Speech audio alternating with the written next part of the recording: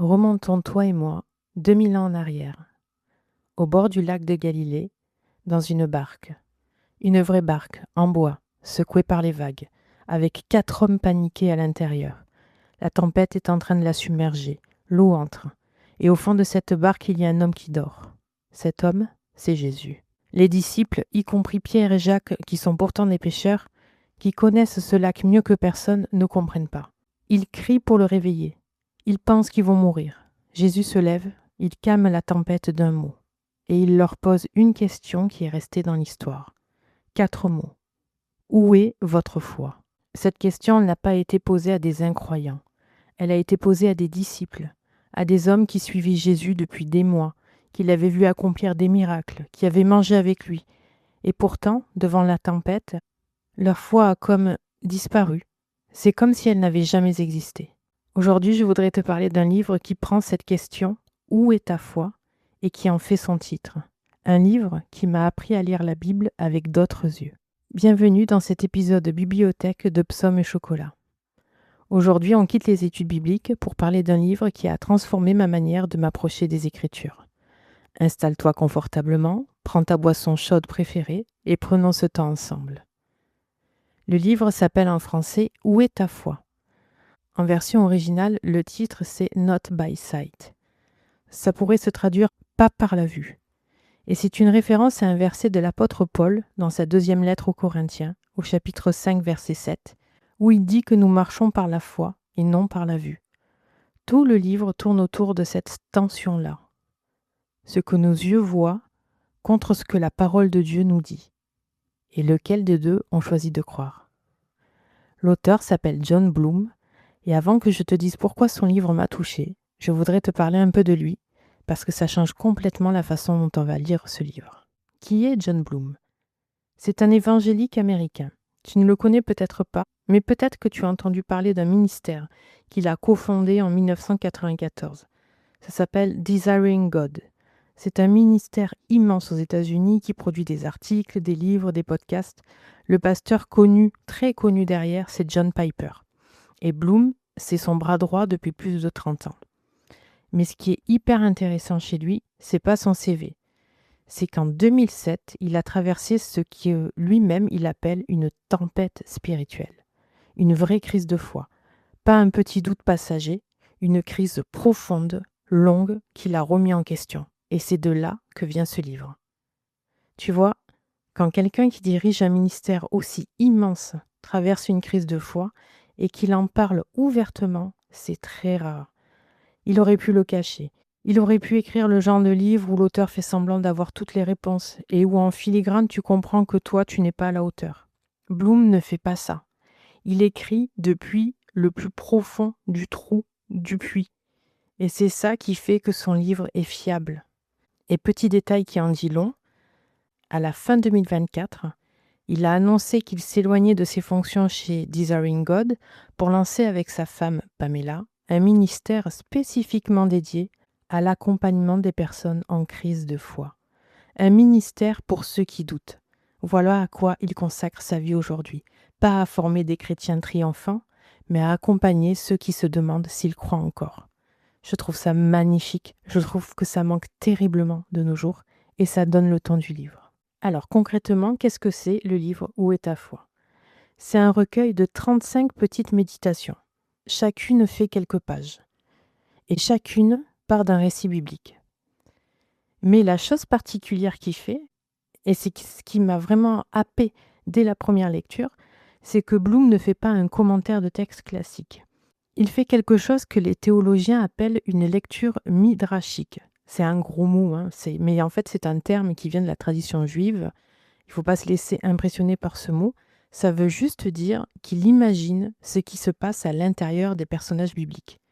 Et c'est marrant parce que je ne savais pas qu'il y avait un mot pour ça. C'est quelque chose que moi j'ai tendance à faire. Et je pense que dès qu'on a un peu d'imagination, de sensibilité, on a tendance à se mettre à la place des personnages dans la Bible. Et il a une formule pour expliquer ça qui m'a marqué. Il dit qu'il veut donner de la chair aux os de la vérité. Tu vois ce qu'il veut dire ? Les vérités bibliques, on les connaît. Dieu est souverain, Dieu est bon, Dieu est avec nous dans l'épreuve. Mais souvent, ces vérités, elles restent abstraites, comme un squelette. Bloom, lui, il rajoute la chair. Il rajoute la peur réelle, la fatigue réelle, le doute réel des personnages qui ont vécu ces histoires. Quelques exemples pour que tu visualises. Dans une des méditations, il rentre dans la tête de Jacques, le disciple, au moment où la tempête se déchaîne sur le lac. Il te fait sentir le froid de l'eau qui sature ses vêtements, la panique, l'impression que ce lac qu'il a pourtant traversé 1000 fois est devenu un dévoreur d'hommes. C'est l'expression qu'il emploie. Et il te fait comprendre pourquoi, sur le moment, le sommeil de Jésus a pu lui paraître être de l'indifférence. Pas un détail théologique, une vraie perception humaine. Dans une autre méditation, il prend Marthe, la sœur de Lazare, celle dont le frère est mort. Tu connais l'histoire. Jésus arrive avec 4 jours de retard. 4 jours. Le tombeau est déjà fermé. Et Bloom te fait entrer dans la tête de Marthe. Pas la Marthe sage qu'on connaît, qui dit « Même maintenant, je sais que tu peux », mais la Marthe qui a passé 4 jours à se demander pourquoi son ami n'est pas venu. La Marthe qui doute. Une autre encore, Joseph. Pas le Joseph de la crèche que tu vois sur les vitraux, le Joseph qui vient d'apprendre que sa fiancée est enceinte. La nuit où il n'arrive pas à dormir, sa colère, son humiliation, sa décision de la quitter discrètement pour ne pas la livrer à la honte publique. Et puis l'ange. Tu vois ce que ça fait? Ça humanise des personnages que tu croyais connaître. Et du coup, ça les rapproche de toi. Parce que si Marthe a douté, si Jacques a paniqué, si Joseph a voulu fuir, ben peut-être que toi, tes propres doutes, tes propres paniques, elles ne te disqualifient pas pour autant. Et tu sais quoi? C'est exactement ce que j'essaye de faire à ma petite échelle dans les épisodes d'études bibliques de ce podcast. Quand on s'est arrêté sur Marie qui part en hâte chez Élisabeth, ou quand on a imaginé Marie et Joseph cheminant 150 km à pied jusqu'à Bethléem, c'est exactement cette démarche-là.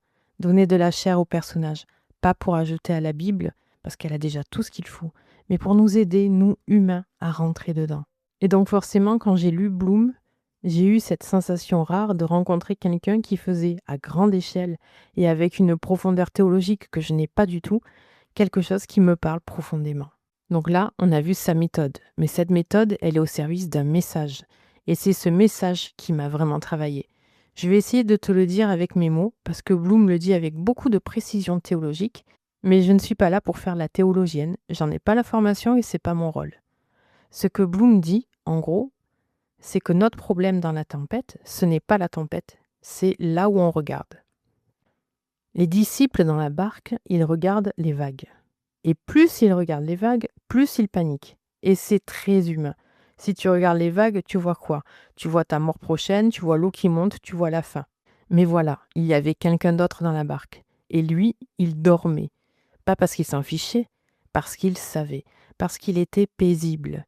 Et la foi, selon Bloom, ce n'est pas l'absence de vagues. La foi, c'est le déplacement du regard. C'est passer du regard sur les vagues au regard sur celui qui dort. Et je voudrais te partager un détail qui m'a vraiment frappé dans le livre et qui m'a aussi déculpabilisé. Bloom a un concept qu'il appelle en anglais la gospel amnesia, l'amnésie de l'évangile. Tu vois, ce concept, franchement, moi, il m'a vraiment déculpabilisé. Bloom explique que quand on est dans la crise, vraiment dans la crise, ce n'est pas qu'on oublie Dieu par distraction. C'est comme si la bonté de Dieu était fonctionnellement effacée de notre tête. On sait qu'elle existe, on pourrait te la réciter par cœur si on te le demandait, mais sur le moment, on ne ressent rien, ça ne nous dit rien, ça ne nous porte plus. Et franchement, si tu savais comme ça m'a touché et ça m'a fait du bien, qu'il ait mis un mot sur ce concept, qu'il ait mis un mot sur ce que parfois on ressent, peut-être toi, moi en tout cas, c'est quelque chose que j'ai déjà ressenti. Cette expérience d'être dans un creux spirituel, où tout ce que j'ai lu, tout ce que j'ai cru, ça semblait être de la fumée. Et Bloom te dit en gros, tu n'es pas un cas isolé, tu n'es pas une mauvaise chrétienne.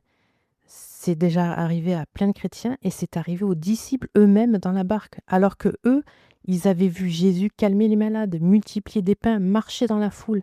Et au moment de la tempête, tout ça, c'était comme effacé, ils ne le voyaient plus. Et le combat chrétien, selon Bloom, c'est de lutter contre cette amnésie.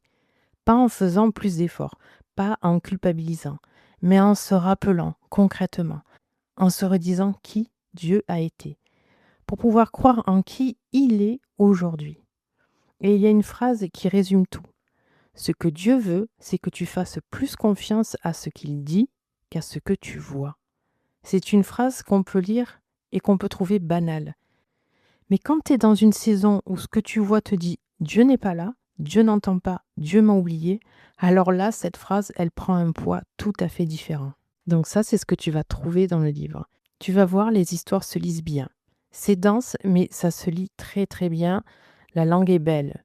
Ce n'est pas un livre, par contre, que tu vas pouvoir avaler en une soirée. Enfin, si, c'est possible, mais le mieux, honnêtement, c'est de lire méditation par méditation, histoire par histoire, lentement. Peut-être une par soir. Moi, c'est ce que j'ai fait. Et c'est aussi un livre qui te confronte. Parce que Bloom n'a pas peur de mettre le doigt sur la peur et de te demander ce qu'elle révèle dans ton cœur. Et si tu es dans une saison déjà très éprouvée, il faut peut-être doser ce que tu lis et quand tu le lis. Moi, je lisais une histoire par jour, pas plus, mais je ne la lisais pas forcément tous les jours. Je la laissais vraiment infuser, voir ce qu'elle disait en moi. Donc c'est super parce que c'est un livre que tu peux poser, puis y revenir. C'est pas un livre que tu es obligé de finir d'un coup. À mon sens, ce livre est très précieux. Et je pense qu'il peut être profitable à tout le monde. Mais je pense particulièrement à 3 profils à qui il pourrait particulièrement convenir. D'abord à celles qui traversent une saison sèche. Tu sais, ces saisons où Dieu te semble silencieux, où tu pries et que rien ne semble se passer. Tu lis ta Bible mais rien ne te touche. Si tu en es là en ce moment, ce livre il est fait pour toi. Pas pour te culpabiliser, mais pour te rappeler qu'il y a une foi qui tient même quand on ne sent rien. Ensuite, à celles qui voudraient apprendre à lire la Bible avec plus de profondeur. Si tu lis les évangiles et que parfois tu trouves les personnages un peu distants, un peu désincarnés, ce livre va te montrer une autre manière. Il va te donner des clés pour entrer dans les récits.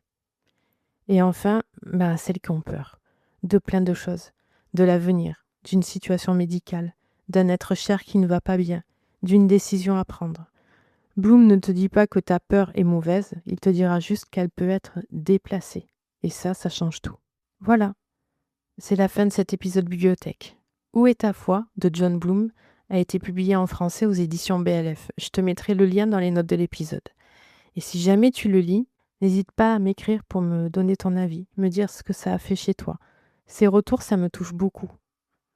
Dans le prochain épisode d'études bibliques, on continue notre cheminement dans l'évangile de Luc. On va y rencontrer un Jésus encore enfant, dans un moment qui a inquiété ses parents et qu'on a peut-être tous vécu nous avec nos enfants. D'ici là, sois béni et à très vite dans le salon.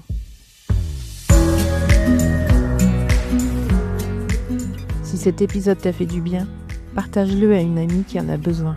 C'est la plus belle façon de m'aider à continuer. On se retrouve vendredi prochain dans le salon. D'ici là, souviens-toi, tu n'as pas besoin d'être parfaite pour venir à Dieu, ni de chercher à faire plus pour lui. Cherche juste à être plus avec lui. Que tu aies 5 minutes ou 1 heure devant toi, que tu sois en pleine forme ou au bout du rouleau, que Dieu te retrouve et te bénisse là où tu es, exactement tel que tu es.